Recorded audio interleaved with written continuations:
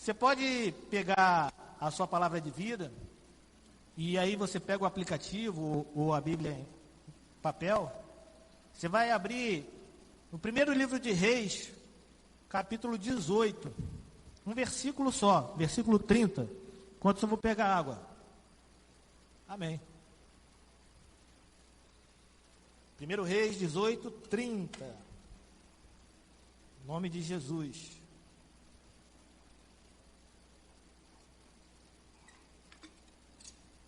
Deus é maravilhoso. O título da mensagem é: A restauração é possível.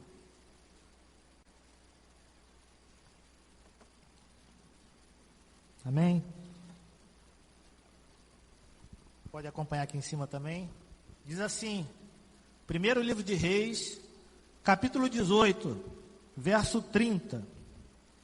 Então Elias disse a todo o povo: aproximem-se de mim. O povo aproximou-se. E Elias reparou o altar do Senhor que estava em ruínas. Novamente. Primeiro livro de Reis, capítulo 18, versículo 30. Então Elias disse a todo o povo: aproximem-se de mim.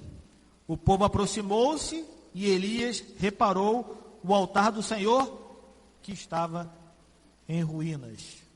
Coloca a mão no seu coração, a Bíblia no seu coração, fique à vontade. Pai, nesse momento da oração, que meu irmão possa estar, minha irmã, desprendida, Senhor, de qualquer coisa que não seja ouvir a Tua palavra, Senhor. Que o Senhor possa preparar corações nesse momento, para que a semente que será lançada agora, Senhor, possa germinar, Pai, na vida do meu irmão, na vida da minha irmã, trazendo principalmente restauração, porque esse é o tema central daquilo que Tu quer falar ao coração de cada um, Pai. Que possa haver aqui cura, que possa haver libertação, que possa haver transformação, que o Seu Espírito possa se mover, Pai, de maneira tranquila, em paz, com liberdade, Pai. Que essa liberdade possa ser concedida pelo meu irmão, pela minha irmã, Pai. Pai, que Tu possas me usar nesse momento, me diminua, Pai. Que eu seja realmente um nada, Pai, aqui nesse momento, Pai. Seja apenas um canal, Pai, para falar aquilo que Tu queres, Senhor. Que não saia um tio, Senhor, ou não seja acrescentado um tio, Senhor, que não seja da Tua vontade, Pai.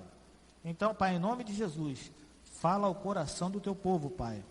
Fale ao coração do Teu povo. É a oração que fazemos, Senhor, crendo, Senhor, na Tua potente palavra. Fazemos em nome de Cristo, que todos digam amém e amém. Podeis assentar. Você já deve ter ouvido algumas pregações sobre essa história que eu vou contar para você. Mas eu vou contar ela até a gente chegar naquele verso que lemos, no primeiro livro de Reis 18, 30. Aconteceu muito tempo depois que começou a monarquia no povo hebreu, muito tempo depois de Saul e Davi. Israel, num determinado momento, ele se divide em dois reinos, e eu não canso de falar isso, mas é sempre bom falar para que você medite, para que fique bastante fixado no seu coração. Haviam dois reinos, o reino do norte e o reino do sul. O reino do norte tinha suas fronteiras com a Síria, com outros povos, e lá a capital era Samaria. Samaria era a capital do reino do norte. 10 tribos das 12 foram se concentrar no reino do norte. E duas tribos, Judá e Benjamim, se concentraram no reino do sul, ficaram ao sul. Não tinham fronteiras com vários povos como tinha no norte. Não era tão aberto, era um lugar menor. Mas também a monarquia imperou lá. Então, houve monarquia tanto em Israel quanto em Judá. O reino do sul era chamado de Judá. Acontece que, em determinado momento dessa monarquia, do reino do norte, foi levantado um rei chamado Acabe. E esse rei foi um rei que fez coisas reprováveis à vista do Senhor nosso Deus. Ele se casa com uma sacerdotisa síria fenícia, chamada Jezabel, uma adora de um deus falso chamado Baal e Aserá. E eles perseguiram muito o povo do Senhor, o povo do reino do norte. Nessa época, e sempre aconteceu isso, se você pegar a santa palavra do Senhor, Deus sempre levantou profetas. E nessa época havia um profeta do Senhor. Havia um profeta do Senhor no reino de Israel. Na época de Acabe, seu nome era Elias. Elias era o profeta do Senhor. Era o profeta que anunciava a palavra do Senhor, as leis do Senhor, ensinava ao povo que o povo não deveria se desvirtuar. Mas Acabe, o rei, casado com essa Cira fenícia, ele permitiu que o povo fenício fosse para Samaria, permitiu a adoração a imagens, permitiu que entrasse a idolatria no reino do norte. Mas Elias, fiel, firme ao Senhor, profeta do Senhor, sempre se manteve firme no propósito de falar aquilo que o povo deveria ouvir, não aquilo que o povo quer ouvir. Deus levanta os profetas não para que o povo ouça aquilo que ele quer ouvir, não é para confirmar. Deus não manda profeta para confirmar aquilo que você quer ouvir. Deus manda profetas para que você seja orientado a entrar e andar nos ensinamentos que ele deseja para a sua vida, você querendo ou não. Acontece que Elias anuncia uma grande seca em Israel. E essa seca ela dura 3 anos. Elias teve que se afastar durante esse tempo da seca, ele teve que se afastar. Ficou lá às margens do Querite, ficou durante um tempo lá, porque Acabe e Jezabel ficaram furiosos. Ficaram furiosos com Elias. Acontece que depois de um tempo da seca, o rei Acabe encontra Elias. E Elias fala para ele, olha, faça o seguinte, tem aqui 950 profetas, 850 profetas, 450 profetas de Baal e 400 profetas de Aserá. Façam com que esses 800 profetas me encontrem lá no Monte Carmelo. Existia um monte chamado Monte Carmelo. O Monte Carmelo era um lugar fértil, perto do mar, com um rio chamado Quisson, que passa ali por perto. O rei Saul, na época que era rei, ele ergueu um monumento em sua honra nesse Monte Carmelo. E Davi também passou um tempo ali quando estava fugindo de Saul. E aí Elias fala para Acabe, olha, vai lá, leve os profetas aí, esses profetas de Baal, esses profetas de Aserá, vamos lá no Monte Carmelo, vamos lá, que eu quero propor um desafio a esses profetas. Acabe gostava de espetáculo, Acabe gostava de show. Acabe então fala, então tá bom. Ele chama e anuncia para que todo o povo vá, não só apenas os profetas de Baal e Aserá, mas ele pede para que o povo todo de Israel, de Samaria, se reúnam no Monte Carmelo, a fim de tentarem entender aquele desafio. Então, quando todos estavam reunidos lá no Monte Carmelo, Elias, o profeta do Senhor, 850 profetas, sendo 450 de Baal, 400 de Aserá, Acabe, o rei mau, Jezabel, a rainha Ciro fenícia, sacerdotisa de Aserá, e todo o povo de Israel reunido. Então Elias propõe. Ele faz uma proposta, um desafio.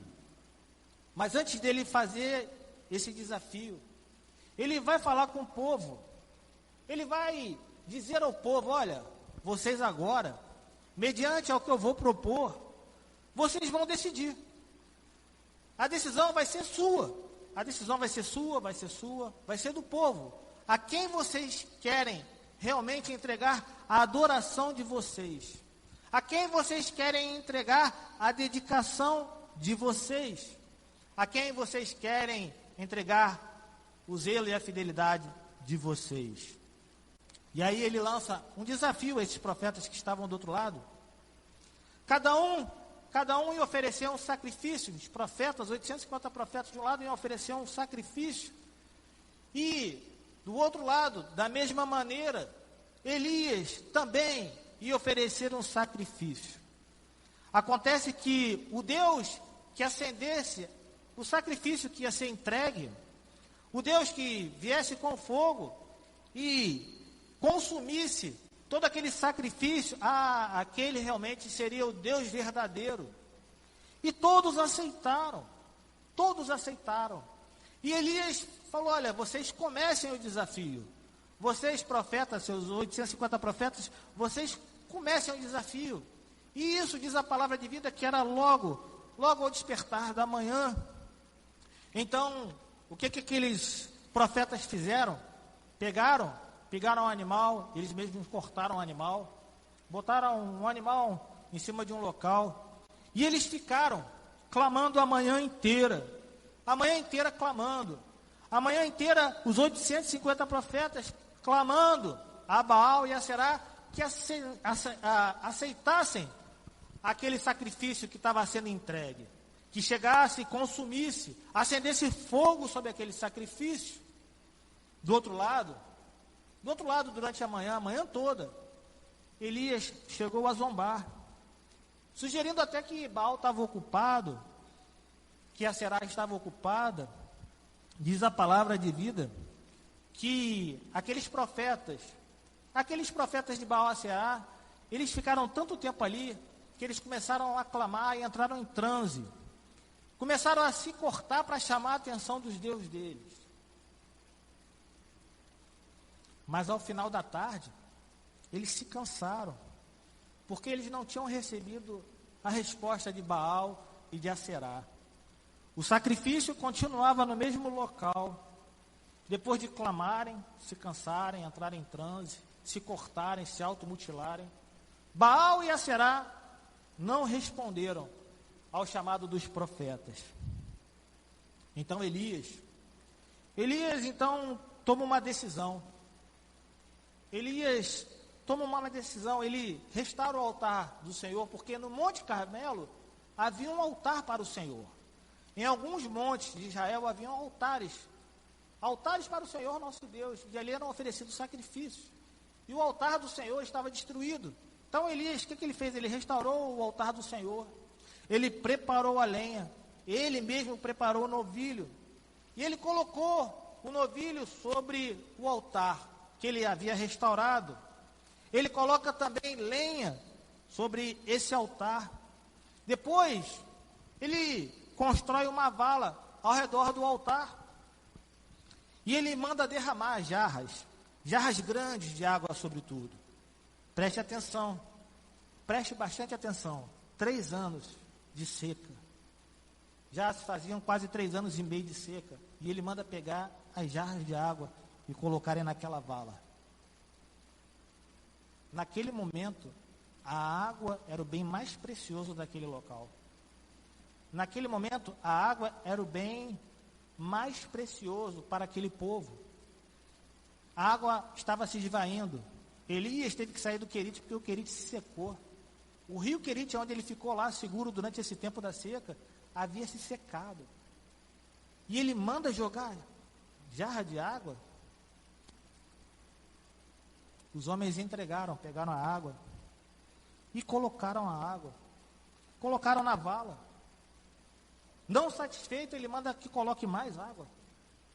Não satisfeito, ele coloque mais água. Depois ele fala, olha, agora faz o seguinte, pega essa água aí, coloque em cima agora da oferta. Coloque em cima do sacrifício.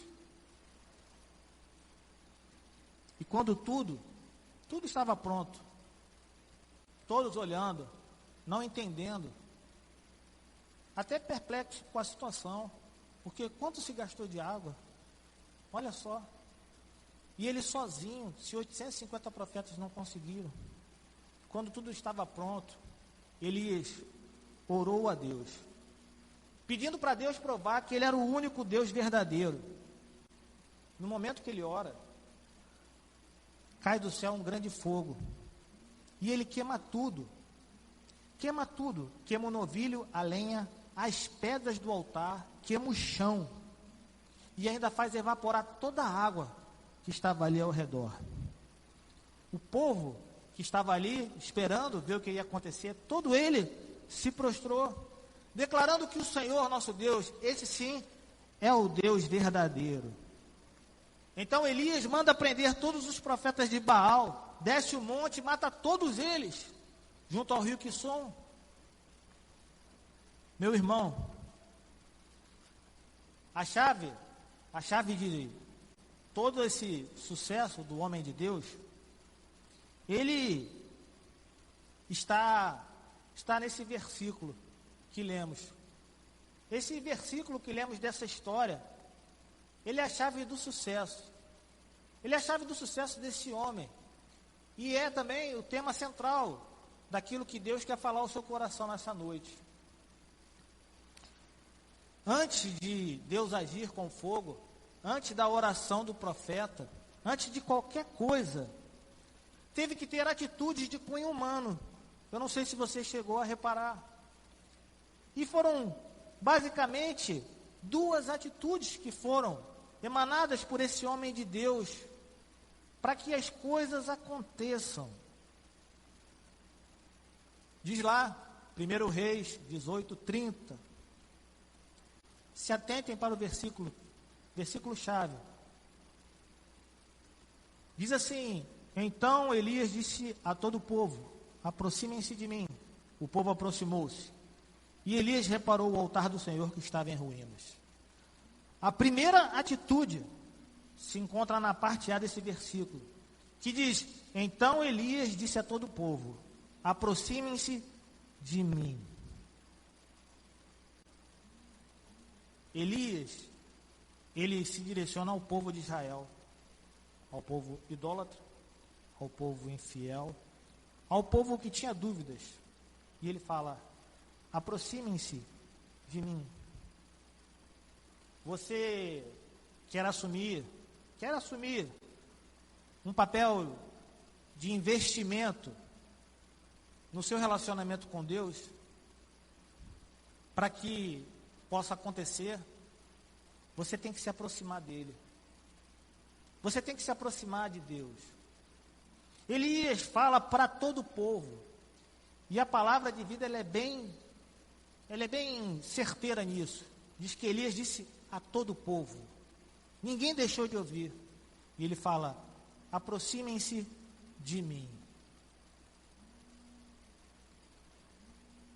Eu creio que você não anda distante do Senhor, mas se você tem alguma dúvida, alguma coisa tem te atrapalhado, está na época e está na hora de você assumir o papel de investir o seu tempo, a sua dedicação, o seu zelo ao Senhor. Deus quer intimidade com você, quer que você se aproxime dele.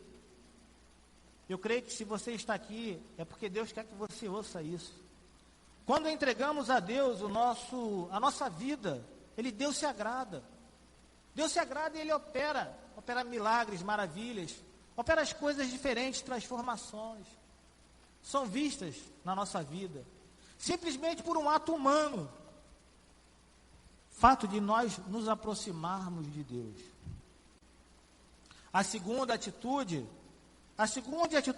de cunho humano, que também está nesse versículo, diz que Elias reparou o altar do Senhor que estava em ruínas.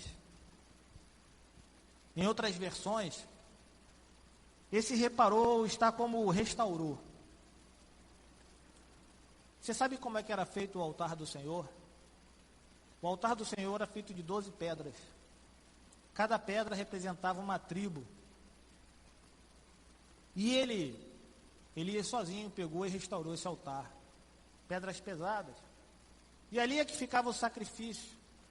E havia um pedido e mandado a Acabe e Jezabel que acabassem com todos os altares do Senhor. Então eu fico imaginando aquelas grandes pedras espalhadas. E aquele homem pegando pedra por pedra e reparando o altar do Senhor. Apesar de, em algumas versões, estar reparar, em outras está restituir. Restituir significa devolver, recuperar, entregar de volta. Reparar significa restabelecer, revigorar, dar novas forças. Tem significados diferentes, reparar e restaurar. Ninguém roubou nada de nós. Ninguém tirou nada de nós. A nossa alegria de estar na presença do Senhor não foi roubada. E eu creio nisso. Nós precisamos apenas ser revigorados.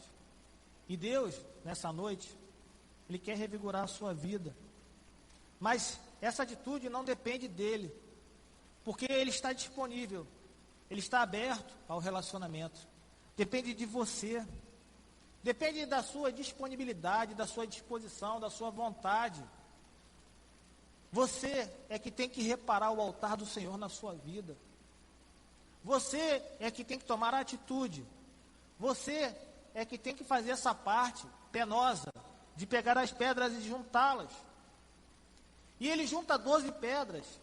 E eu não vou aqui falar das 12 pedras, mas eu vou comentar sobre 3 pedras que são importantes para que a gente repare o altar do Senhor na nossa vida.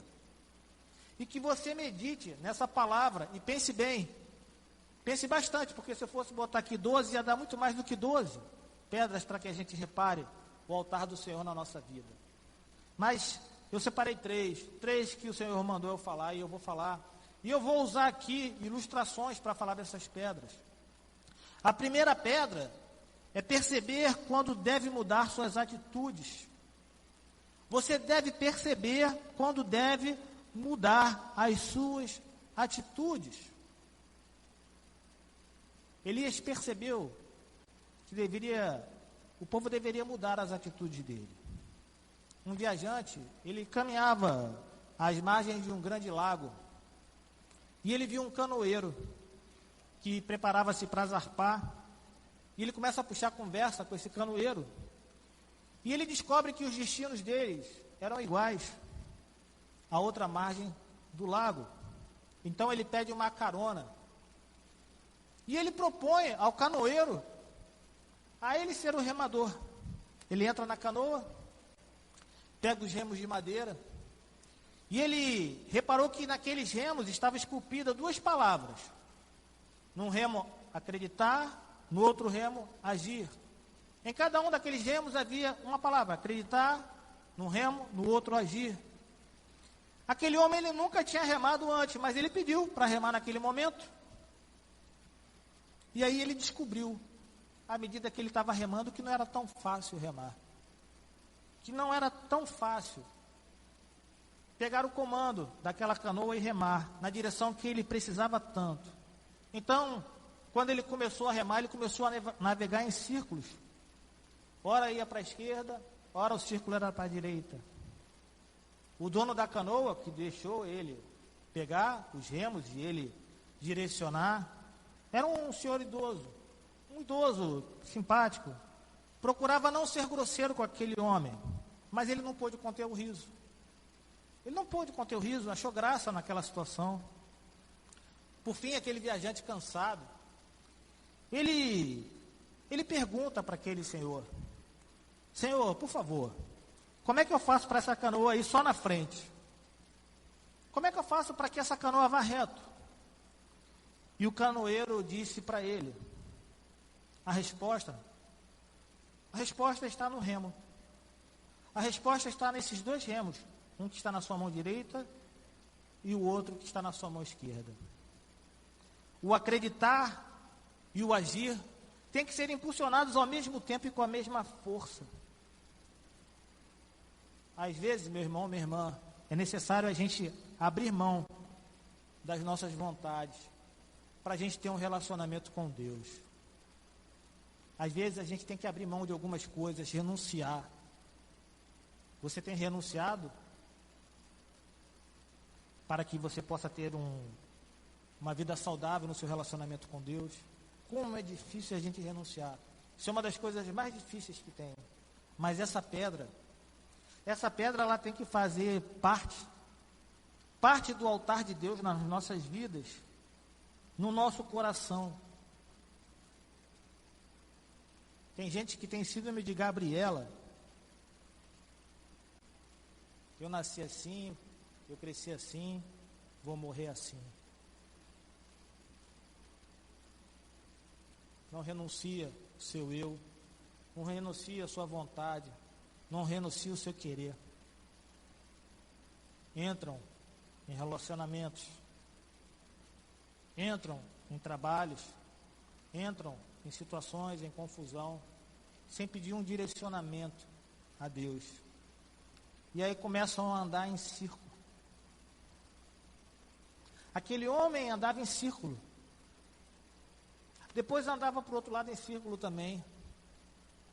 Será que ele não percebeu que devia mudar suas atitudes? Não, só quando ele cansou. Será que não está cansando você ficar brigando contra Deus? Será que não está cansando essa situação que você quer manter, mas Deus já falou com você? Parece que tem que descer um anjo para falar com você, ou alguém tem que rodopiar, dar cambalhota para falar com você. Parece que a mensagem não é suficiente.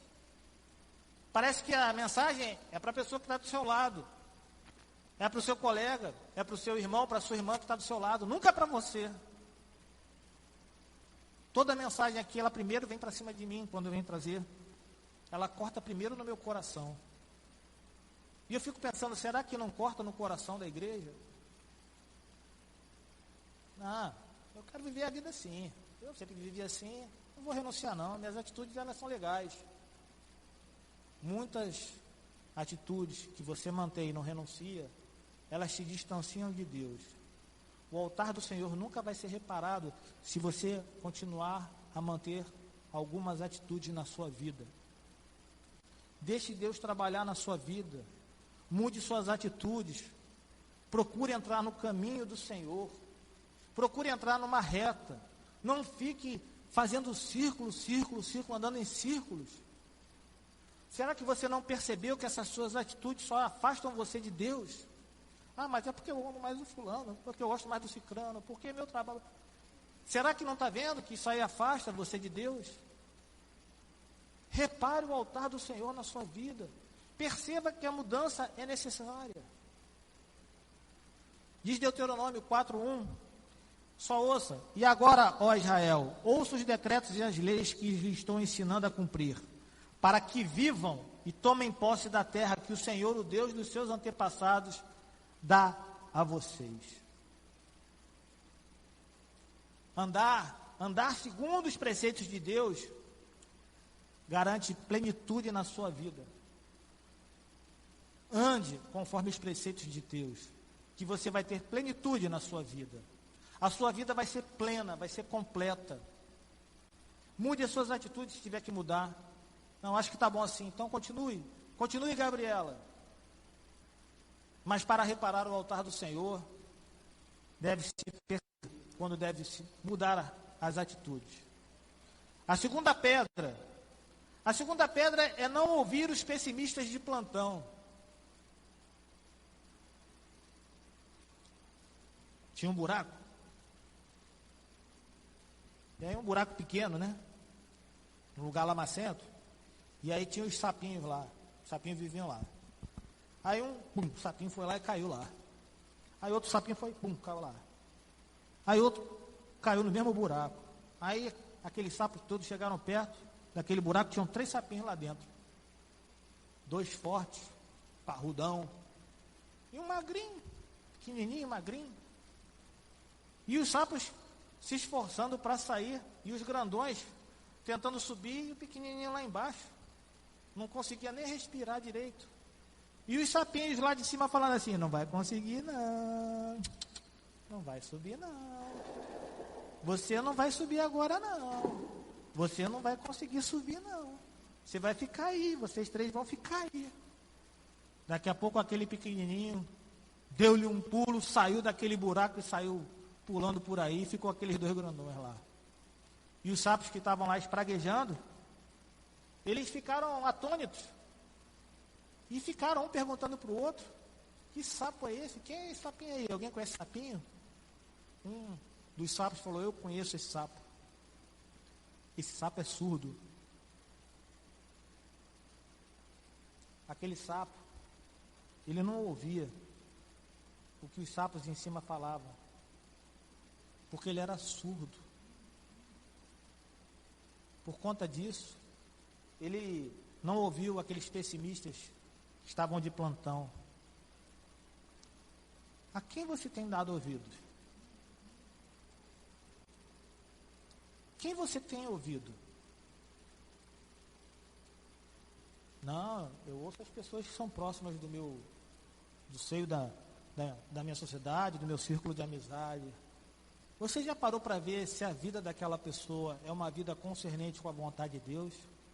Você já parou para ver se aquela pessoa que fala para você que você aceita os conselhos, ela anda segundo o centro da vontade de Deus, para você dar ouvidos a ela? Com quem você tem andado? Quem você tem ouvido? Você já parou para pensar nisso? Para que você repare o altar do Senhor na sua vida, é necessário essa pedrinha, que é não ouvir os pessimistas de plantão. Porque na hora da dificuldade, os pessimistas de plantão, eles vão falar para você, você não vai sair desse buraco. Eu avisei para você, não ora por ele não, não ora por ela não, não ora pelo seu filho não, não dê não, não ajude não, não dizime não, não oferte não. Você vai na igreja? Você anda com a Bíblia? Não leia não, vamos ver um futebol aqui.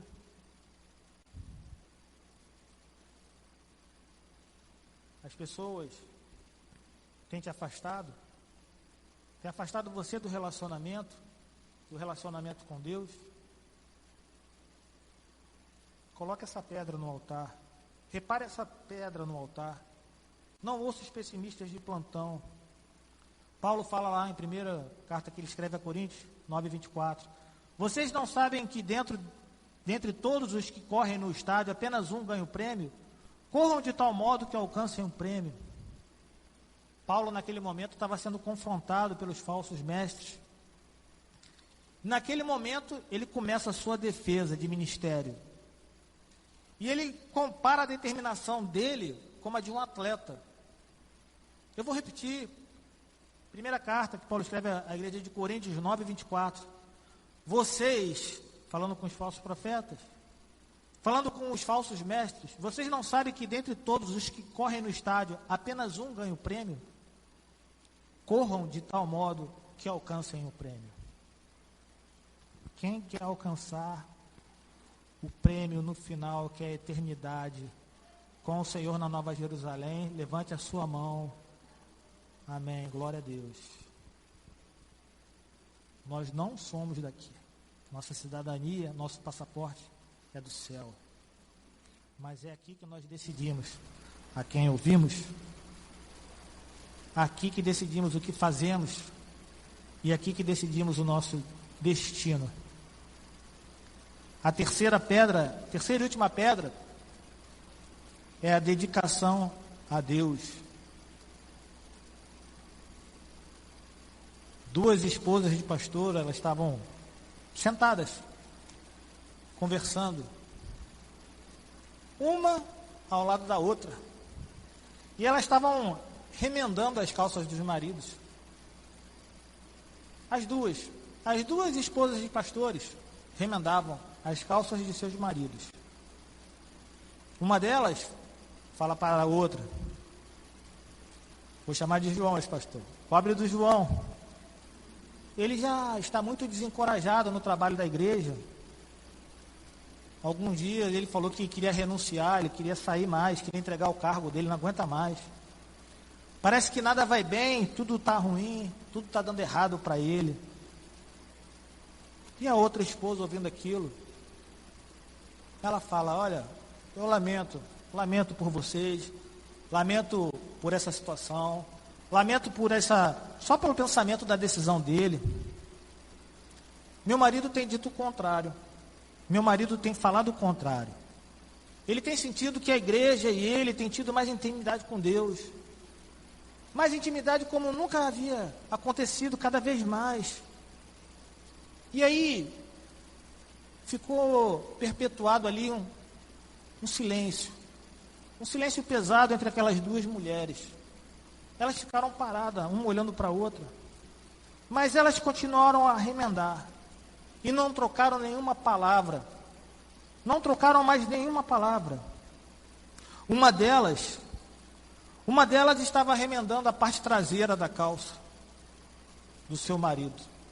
A outra estava remendando os joelhos da calça do seu marido. A que lamentava as queixas, ela remendava os gastos que eram feitos de tanto ele ficar sentado. A outra esposa, ela consertava sem reclamar os furos da calça, do joelho, devido a tantas horas de oração daquele pastor. Dedicação requer intimidade com Deus. Intimidade com Deus. Você tem tido intimidade com Deus? A oração tem feito parte da sua vida? A oração tem feito parte da sua vida ou você anda reclamando? A sua calça atrás, ela está puída, de tanto você ficar sentado reclamando. Qual atitude a tomar?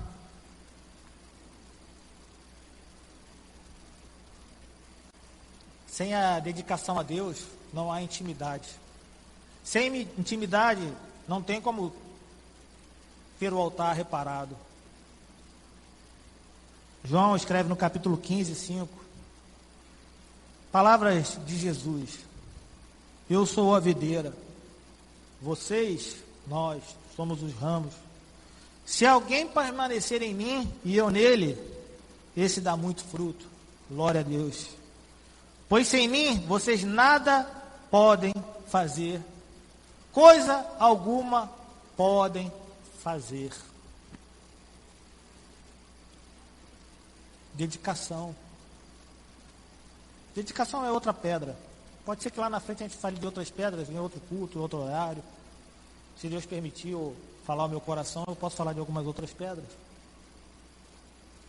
Mas eu trouxe três pedrinhas para você reparar o altar do Senhor na sua vida. Perceber quando você deve mudar as suas atitudes.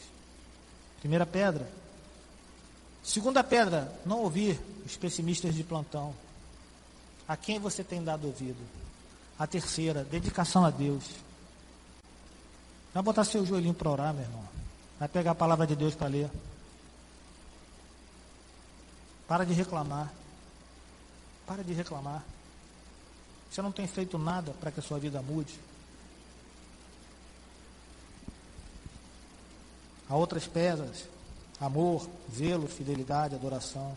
Enfim, Deus tem que estar em primeiro lugar na nossa vida.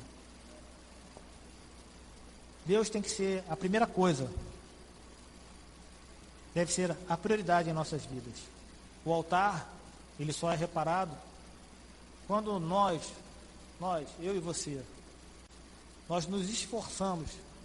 Porque Elias se esforçou para colocar aquelas pedras. Não veio nenhum muque, nenhum carvalhão chegou lá, tirou e colocou, não. Ele teve que pegar com seus braços durante o dia todo e colocar aquelas pedras para reparar o altar do Senhor. Repare o altar do Senhor na sua vida, meu irmão. Deus quer falar isso essa noite para você. Repare o altar do Senhor na sua vida. Deus quer prioridade no relacionamento com você. Deus não quer ficar em segundo plano, não. Deus não quer ficar atrás do seu marido, da sua esposa, dos seus filhos, do seu trabalho, do seu esporte, daquilo que você gosta. Não, Deus quer ser prioridade na sua vida. Priorize Deus. As coisas, as demais, elas vão vir atrás de você, porque a prioridade é o Senhor. Que Deus nos abençoe. Amém.